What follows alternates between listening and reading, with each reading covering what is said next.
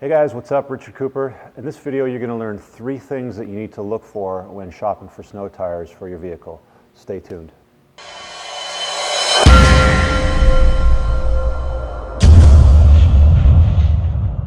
So the first thing that you need to look for when you shop for snow tires, obviously if you're in Canada, we've only got 2 seasons, summer and winter. We're transitioning over to winter right now, and you just cannot drive on most vehicles on summers, let alone all seasons in the wintertime. This is the company TDF vehicle. It's a Ford Edge Sport. It comes with 22s stock. Now these are summer tires. These are 22-inch rims, top to bottom here. This is a 40 profile, and it's 265 millimeters wide, and I'll spin the wheel around in a minute so you can see the width. But the first thing that you need to look for when you're shopping for snow tires is the overall diameter. Now you'll notice that these are 17s, okay? And they're considerably smaller than the 22s that Ford puts on this Edge Sport.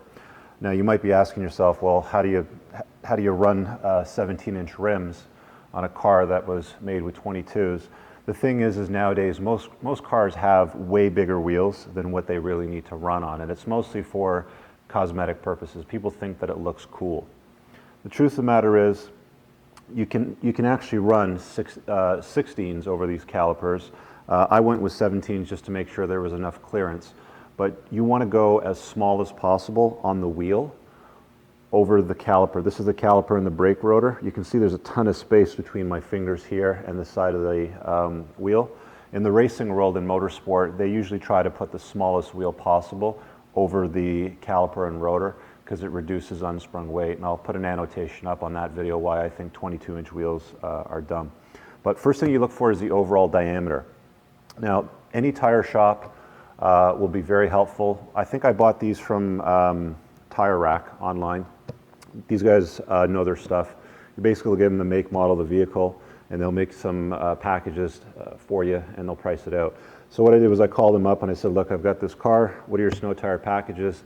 They wanted to sell me an 18-inch rim and tire package, but I brought it down to a 17 because 1, it's cheaper, and 2, it's lighter. But the overall diameter, and let me just move this out of the way here. This is radius, center to edge, okay? Diameter is top to bottom.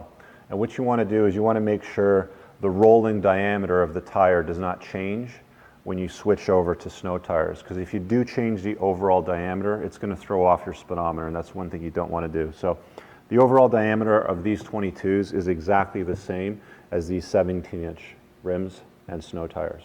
First thing that you want to look for. Now, the second thing that you want to look for is the overall width of the tire. Anybody that lives in Canada knows the difference between skiing and skating. And skates are very narrow, and they're designed to cut through anything that might be sitting on top of ice, snow for example, or shaving, so that you can hit the ice, you can make contact, and you can maneuver through. So in the ski world, if you went to Whistler for example, they have special powder skis which are very wide because they want you to sit on top of the snow and carve through it.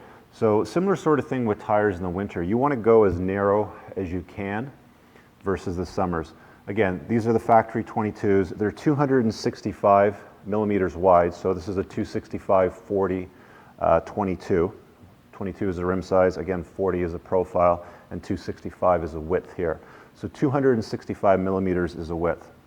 So when I was tire shopping, these are Bridgestone Blizzaks, they're great tires. When I was tire shopping, they wanted me to go on to 18s and go with a slightly wider tire, like a 255. But the truth of the matter is, I know from experience driving in winter conditions in Canada, you're far better off with a narrower tire. And I'm just going to stand up here and put these side by side. These ones here are 235s, these are 265s. So these are 30 millimeters narrower than the summer tires. And what that does is it gives you a lot better traction. It allows the weight of the vehicle to find the road. Because it's a narrower tire, it distributes more of the weight on a narrower contact patch, allowing it to hit the road and give you better traction and grip. So it's better for acceleration, cornering, and braking.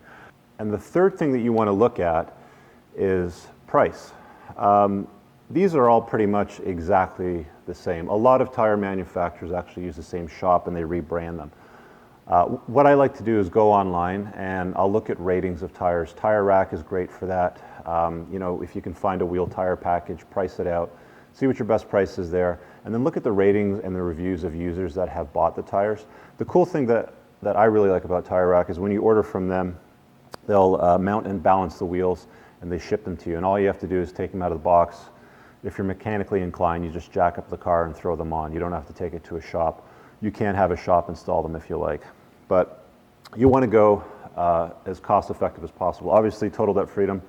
You know, we help people get out of credit card debt. So one of the things that I encourage you to do is be as frugal as possible when it comes to car maintenance and things like that. So shop it around. I found great prices at Costco. When I happened to buy these ones for the truck here, the company truck, I shopped it around everywhere, and it turned out at the time Tire Rack was the best price, but that's when the Canadian dollar was at parity. So you might find a better deal somewhere else at your local tire shop.